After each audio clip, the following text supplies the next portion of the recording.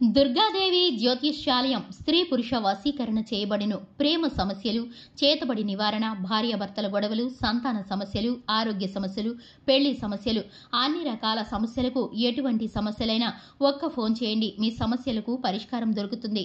నమ్మకంతో ఫోన్ చేయండి. Phone number 9000442025. అందరికీ నమస్కారం అండి. ఛానల్లోకి తిరిగి స్వాగతం.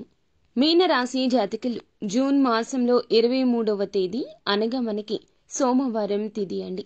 ఈ రోజున రహస్యంగా మీ ఇంట్లో జరిగేది తెలిస్తే ఆశ్చర్యపోతారు. ఏమిటి ఆ రహస్యం? మీ ఇంట్లో జరిగే ఆ సంఘటన ఏమిటి? తదితర అన్ని వివరాలు వీడియోలో తెలుసుకుందామండి. వీడియో నచ్చితే తప్పకుండా ఒక చిన్న లైక్ చేసి మమ్మల్ని సపోర్ట్ చేయండి. ఇక ఆలస్యం వద్దండి, వీడియోలోకి వెళ్ళిపోదాం. విషయానికి వస్తే ఈ రాశివారు ఈ మధ్య చాలా అంటే చాలా ఎంతో అదృష్టకరంగా మారారని చెప్పొచ్చు. మానసిక ప్రశాంతంగా ఉంటున్నారు. ఇంత అదృష్టంగా మారారు అంటే కనుక రహస్యంగా మీ ఇంట్లో ఈ దేవత లేదా ఈ దేవుడు తిరుగుతున్నాడు కాబట్టి ఆయన యొక్క కరుణ కటాక్షం అనేది మీ మీద పుష్కలంగా ఉన్నది కాబట్టి ఎన్నో పెను ప్రమాదాలు, ఎన్నో కష్ట నష్టాలు, ఎన్నో ఇబ్బందులు, ఎన్నో సమస్యలు, వాటిని అధిగమించి వాటన్నింటి నుంచి ఒక్కొక్కటిగా సమస్యలు వీడిపోతూ మిమ్మల్ని సంతోషంగా ఉండేలా చేస్తున్నాయి. ఇదంతా భగవంతుని సంకల్పం. నిజంగా ఈ యొక్క దేవుని అనుగ్రహం వల్లే మీనరాశి జాతకుల జీవితంలో వారి ఇంట్లో మేలు జరుగుతుంది. మీరు గుర్తించలేకపోతున్నారు. ఇంతకీ ఆ దేవుడు ఎవరు? ఎందుకు తిరుగుతున్నారు? అసలు మా జీవితంలో ఏం జరుగుతుంది? ఎటువంటి కష్టాలు మేము పడబోతున్నాము? వాటన్నింటి నుండి తప్పించుకోవాలంటే ఏం చేయాలి? ఇదంతా కూడాను మీరు పూర్తిగా తెలుసుకోవాలి అనుకుంటే దయచేసి ఈ రాశివారు వీడియో పూర్తిగా స్కిప్ చేయకుండా చూడండి. ఈ రాశి జాతకులకు శని గ్రహం యొక్క అనుగ్రహం పుష్కలంగా ఉంటుంది. అలాగే ఈ రాశి జాతకుల తత్వం కూడా అలాగే లీడర్షిప్ క్వాలిటీస్ అనేది అధికంగా ఉంటాయి. ఎక్కడ ఉన్నా, ఏ ఉద్యోగం చేస్తున్నా లేదా ఏదైనా పనిలో ఉన్నా కానీ వీరే ఒక లీడర్ లాగా ఉంటారన్నమాట. అంటే అధికారిక లక్షణాలు అనేవి చాలా పుష్కలంగా ఉంటాయి అని చెప్పొచ్చు. ఈ రాశి వారి జాతకులు అడవికి సింహం రాజులాగా ఎలా అయితే ఉంటుందో ఈ యొక్క రాశి వారు కూడా ఉన్న చోట అదే విధంగా రాజసంగా ఉండాలనుకుంటారు.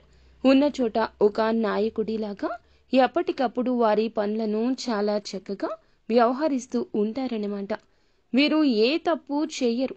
తప్పు చేసిన వాళ్ళని మాత్రం జన్మలో క్షమించరు అని చెప్పొచ్చు. వీరికి ఉన్న మాట తీరుకి గాని, వీరికి ఉన్న హుందాతనం, దర్జా, దర్పం, వీరు ఎదుటి వారి మీద చూపించే అభిమానానికి కానీ ప్రేమకి కానీ ఖచ్చితంగా అడ్డు రావు. ఎవరైనా కానీ ఈ రాశి వారి జాతకులకు దాసోహం కావాల్సిందే. అంతటి గొప్ప లక్షణాలు అనేవి ఈ రాశి వారికి పుష్కలంగా ఉంటాయని చెప్పుకోవచ్చు. ఎదుటి వారు ఆపదలో ఉన్నారు అన్నా కానీ, ఎదుటి వారు కష్టాల్లో ఉన్నారు అన్నా కానీ వెంటనే స్పందించి వారికి చేతనైనంత సహాయం చేయడంలో ఎప్పుడూ కూడా ఈ రాశి జాతకులు ముందే ఉంటారండి. ఇక ముఖ్యంగా ఈ రాశి వారి జాతకులు ఈ మధ్య చేస్తున్న పనిలో కానీ, ఇంట్లో కానీ మనశ్శాంతి లేకుండా ఉండడం కానీ, లేదా బిజినెస్ లో లాసులు రావడం కానీ, కొన్ని ఆటుపోట్లు, కొన్ని అనారోగ్య సమస్యలతోటి చాలా అంటే చాలా ఎక్కువ ఇబ్బంది పడుతున్నారు. కానీ మీరు పడవలసింది 100% అయితే పడుతూనే ఉన్నారు. కానీ మీరు పడుతుంది 100%లో 20% మాత్రమే. ఈ 20% కష్టాన్ని చూసి మాకు కష్టాలు వచ్చాయని భయపడిపోతుంటారు. మరి మిగతా 80% కష్టాలు ఎందుకు అనుభవించడం లేదు అంటే మీ ప్రశ్నకు సమాధానమిదే. దానికి ఒక కారణం ఉంది. దైవమని చెప్పొచ్చు, బల్లగుద్ది మరీ చెప్పుకోవచ్చు. ఎందుకంటే శని భగవానుడు మీకు చాలా వరకు అనుగ్రహాన్ని ఇస్తున్నాడు. సూర్య భగవానుని అనుగ్రహం కూడా మీకు పుష్కలంగా ఉంది. సూర్యునికి శనికి అధిపతి అయిన ఆ పరమేశ్వరుడే ఈ మధ్య మీ ఇంట్లో మీకే తెలియకుండా మీ యొక్క కష్టాలు అన్నింటినీ కూడా ఎక్కడికక్కడ దూరం చేసేస్తున్నాడు. మీరు పడుతున్న బాధలను కాస్త కాస్త తగ్గించుకుంటూ మీరు కాస్తో కూస్తో సంతోషంగా ఉండడానికి ఆ యొక్క శంకరుడే మూల కారణం అని చెప్పడంలో సందేహమే లేదు. ఈ మధ్య మీరు గమనించుకున్నట్లయితే అర్ధరాత్రి సమయంలో, బ్రహ్మ ముహూర్త సమయంలో మీకే తెలియకుండా ఎక్కడి నుంచో సుగంధ పరిమళం మీకు, అంటే సుగంధ సువాసన అనేది మీ ముక్కుకి అలా వాసన వచ్చినట్లుగా అనిపిస్తూ ఉండడం, మల్లెల సువాసన రావడము, గంధం వాసన రావడము, విభూది వాసన రావడము, ఇలాంటి మంచి సుగంధ ద్రవ్యాల వాసన, కర్పూరపు సువాసన, ఇవన్నీ కూడా నిజంగా మీ యొక్క భ్రమ కాదండి. పరమేశ్వరుడు మీ ఇంట్లో తిరుగుతున్నాడు అనడానికి ఆనవాలు. కాబట్టి ఈ యొక్క వాసన అనేది మీ యొక్క ఇంట్లో వస్తున్నట్లు మీకు అనిపిస్తుంది. ఇంతకీ పరమేశ్వరుడు మీ ఇంట్లోనే ఎందుకు తిరుగుతున్నాడో తెలుసా? తెలిస్తే ఖచ్చితంగా ఆశ్చర్యపోతారు.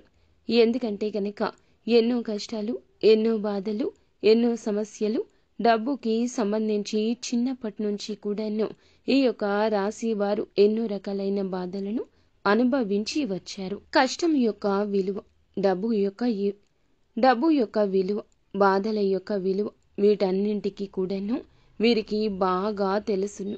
పడి ఉన్నారు జీవితంలో.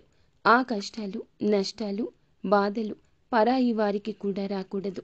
నా సంతానానికి అసలే రాకూడదు. నా సంతానం బాగుండాలి, మేము పడిన కష్టం వారు పడకూడదు. నా భర్త లేదా నా భార్య నా ప్రేమతో, నా యొక్క బాధ్యతతో వారిని చక్కగా చూసుకుంటాను. ఇలాంటి ఎన్నో రకాల కళల ప్రపంచంలో, చిన్న ప్రపంచంలో బ్రతుకుతూ ఉంటారు వీరు. వీరి యొక్క చిన్న ప్రపంచంలోనే వీరు చేసిన తప్పులకు, చేయని తప్పులకు శత్రువులను కూడా కొని తెచ్చుకుంటున్నారు. వీరు చేసే మొదటి పొరపాటు కూడా చెప్పాలి, నోటికి ఏది వస్తే అది మాట్లాడేయడం. వీరి గురించి ఉన్నవి లేనివి కూడా కొన్నిసార్లు కల్పించి చెప్తూ ఉంటారు ఇతరులతో. మీకు ఉన్న ధనాన్ని రెండింతలు ఎక్కువ ఉన్నట్లుగా కూడా చెప్పొచ్చు. ఎందుకంటే ఎదుటి వారి నుంచి గౌరవం పొందుకోవడం కోసం. వేరొక రకంగా కాదండి. మాకు పక్కింటి వారు గౌరవం ఇవ్వాలి, ఎదురింటి వారు గౌరవం ఇవ్వాలి, మా బంధుమిత్రుల్లో మాకంటూ గుర్తింపు ఉండాలి, మేము కష్టపడుతున్నా భగవంతుడు మాకు అనుగ్రహాన్ని కలగచేయడం లేదు, నిత్యము కూడా ఈ యొక్క అబద్ధాల ప్రపంచంలో ఉండిపోతామా? నా సంతానం ఇబ్బందులు పడాల్సిందేనా? మేము పడ్డ కష్టం వారు పడకూడదని ఎంతగానో కష్టపడుతున్నాం. కష్టానికి తోడు అదృష్టం కలగాలి కదా. ఇలాంటి రకరకాల ఆలోచనలు తల నిండా భారంతో మోస్తూనే ఉన్నారు. మీరు ఆడవారు అయినా మగవారు అయినా ఈ యొక్క కష్ట నష్టాలు, బాధలు రాకుండా డబ్బును ఎలా దాచుకోవాలో, ఎలా పొదుపు చేసుకోవాలో ఈ రాశి వారికి తెలియచేయడానికి మీ జీవితంలోకి నూతన వ్యక్తి పరిచయం ఈ రోజు జరగబోతుంది. నూతన పరిచయస్కులు కావచ్చు.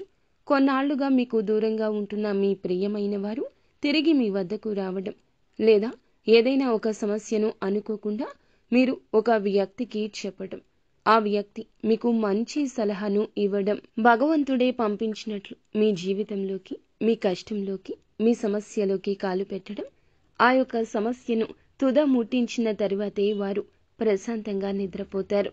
మీరు గతంలో వారికి చేసిన సాయం కావచ్చు, లేదా వారి తరపున అండగా నిలబడి ఉండొచ్చు, లేదా ధనాన్ని సహాయం చేసి ఉండొచ్చు. ఇలా ఏదైనా కావచ్చు. లేదా మీ మీద అభిమానం, మీ టాలెంట్ మీద ఉన్న నమ్మకం కావచ్చు. లేదా వారికి మీ నుంచి ఏదైనా సాయము కావాల్సి ఉండొచ్చు. ప్రత్యక్షంగా అయినా పరోక్షంగా అయినా ఈ రోజు మాత్రం మీకు సహాయం చేయడం పక్కాగా జరుగుతుంది. వీరికి ఎవరితో ఎలా ఉండాలో తెలుసు అంటూ, ఎలా మెలగాలో తెలుసు అంటూ కొన్నిసార్లు మాయ మాటలతో మభ్యపెట్టే వారి వలలో పడిపోతుంటారు. ఇలాంటి శత్రువులు లేనంత వరకు వీరి జీవితం బాగానే ఉంది. శత్రువులు ఎప్పుడైతే వీరి జీవితంలోకి అడుగు పెట్టారో వీరి జీవితంలో విపత్తు మీద విపత్తు వస్తూనే ఉంటుంది.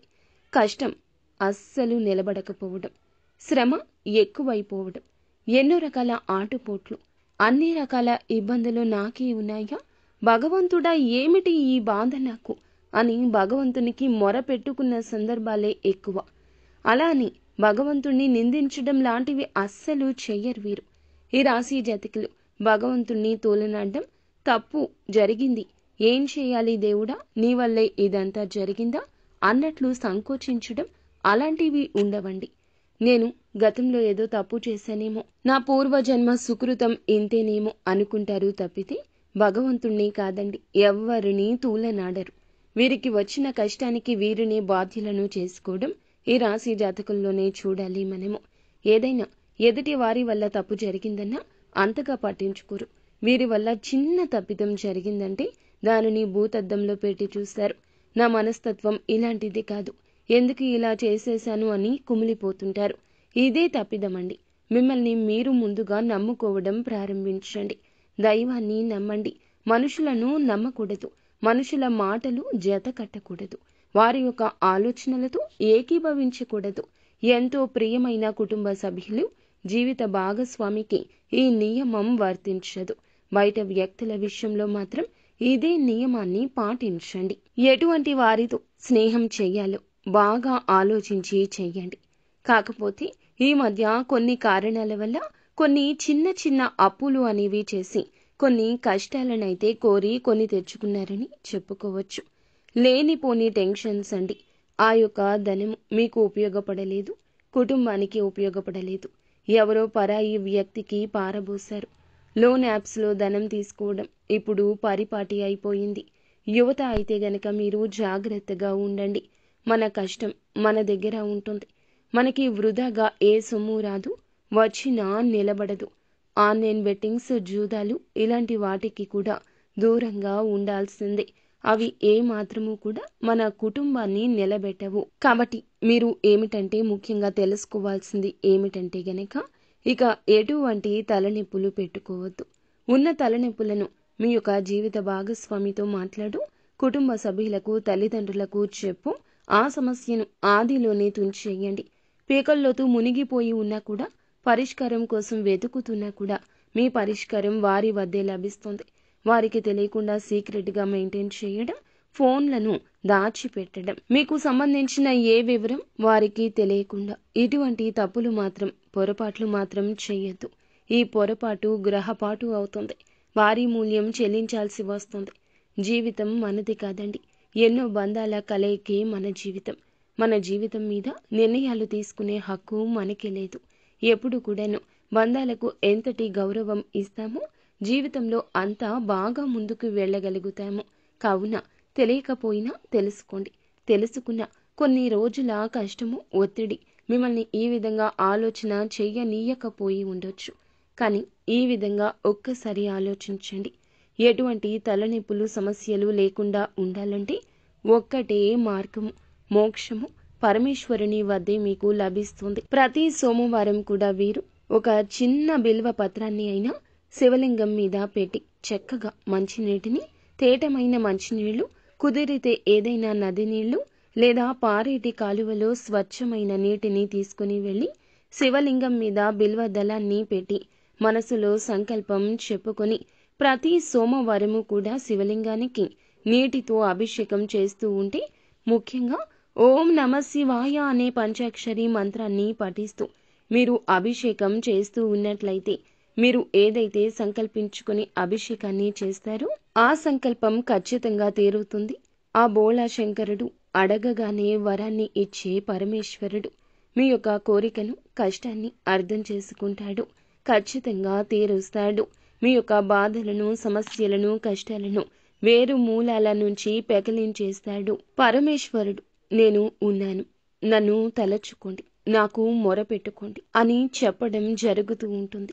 మీరు ఈ విధమైన ఆలోచన చేస్తూ పరమేశ్వరునికి మీ కష్టం చెప్పుకోండి. మానవ మాత్రలకు సాధ్యం కానిది కూడా పరమేశ్వరుడు అద్భుతాలు చేస్తాడు. ఏదో ఒక రూపంలో, సూక్ష్మ రూపంలోనూ లేదా ఎవరైనా వ్యక్తుల రూపంలోనూ మన జీవితంలో జరగాల్సింది జరిగిపోతుంది. ప్రకృతి, భగవంతుని కలయిక మనకి అద్భుతాన్ని చూపిస్తుంది. కావున తప్పకుండా మీరు ఏమిటంటే కష్టాలను నలుగురితో కాదండి, దైవంతో పంచుకోవాలి. మేము చెప్పే ఈ మాటలు కూడా పరమేశ్వరుడు చెప్పే మాటలే అనుకోండి. మంచి ఎవరు చెప్పినా తీసుకోవాల్సిందే అండి. చెడు చెబితే ఆ చెడుని మనం గ్రహించకూడదు, పక్కన పెట్టేయాలి. మా రూపంలో మీకు విలువైన ఒక సూచనగా భావించండి. మీరేమీ డబ్బులు ఖర్చు పెట్టాల్సిన అవసరం కూడా లేదు కదా. ఒక చిన్న బిల్వ పత్రాన్ని శివలింగం మీద పెట్టి కాసిని మంచినీళ్లు శివలింగానికి అభిషేకం చేసి మనసులో సంకల్పం చెప్పుకుంటే చాలండి. మీకు ఉన్న కష్టాలు, నష్టాలు, బాధలు, జాతక దోషాలు, కర్మ దోషాలు, ఇలా మీరు వేటితో అయితే ఇబ్బంది పడుతున్నారో ఆ ఇబ్బందులు అన్నీ కూడా పూర్తిగా తొలగిపోతాయన్నమాట. చక్కగా ఒక 5 సోమవారాలు అంటే ప్రతి సోమవారము కూడా చక్కగా ఉదయాన్నే తలస్నానం చేసి ఇంటి పనులు, వాకిలి పనులు, ముగ్గులు పెట్టుకునే పనులు, ఆడవారు అయితే అన్నింటినీ ముగించుకుని ఇంట్లో పూజ చేసుకోండి. మీరు శివాలయానికి వచ్చి ఇంట్లో కూడా కావచ్చు, నువ్వుల నూనెతో శివలింగం ముందు కానీ ఇంట్లో శివుని పటం ముందు కానీ దీపారాధన చేసుకోండి. చక్కగా శివాలయానికి వచ్చి బిల్వ దళాన్ని శివలింగం మీద పెట్టి మంచినీటితో అభిషేకం చేసుకోండి. అక్కడ కూడా నువ్వుల నూనెతోటి దీపారాధన చేసుకోండి. ఈ విధంగా చేసుకున్న మీ కర్మ ఫలాలు తొలగిపోతాయి. మీకు ఉన్న కర్మలు, మీకు ఉన్న ఏలిన నాటి శని ప్రభావం తప్పకుండా తొలగిపోతుంది. చేసిన పాపాల వల్ల కర్మ ఫలితాలు, పూర్వజన్మలో చేసుకున్న పాపాల వల్ల వస్తున్న కర్మ ఫలితం నుండి బయటపడతారు. పట్టిందల్లా బంగారం అవుతుంది. అలాగే మీ ఇంటి కులదైవం అమ్మవారు ఉంటారు కదండి. మీ యొక్క కులదైవం తప్పకుండా ప్రతి ఒక్కరికి ఉంటారు. మీ కులదైవాన్ని కూడాను ఈ మధ్య మరచారు. కాబట్టి మీకు తెలియకపోతే మీ ఇంటి పెద్దవాళ్లను అడిగి తెలుసుకోండి. మీ పెద్దవాళ్లను అడిగి తెలుసుకుని ఒక చిత్రపటమైనా లేకపోతే కనీసం పేరైనా తెలుసుకొని నిత్యము కూడాను కులదైవ ఆరాధన, కులదైవ నామస్మరణ చేసుకోండి. మీ ఇంటి కులదైవం ఎప్పుడూ కూడా మీ కులాన్ని అభివృద్ధి చేస్తుంది, మీ వంశాన్ని అభివృద్ధి చేస్తుంది. మీ కుటుంబం అభివృద్ధి చెందాలన్నా, సంతోషంగా ఉండాలన్నా ఆ తల్లి కోరుకుంటుంది. కాబట్టి ఖచ్చితంగా ఆ తల్లిని మాత్రం నిర్లక్ష్యం చేయొద్దు.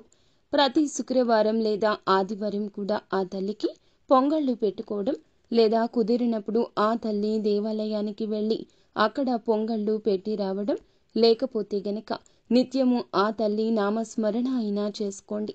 ఆ తల్లికి దీపారాధన చేయొచ్చు.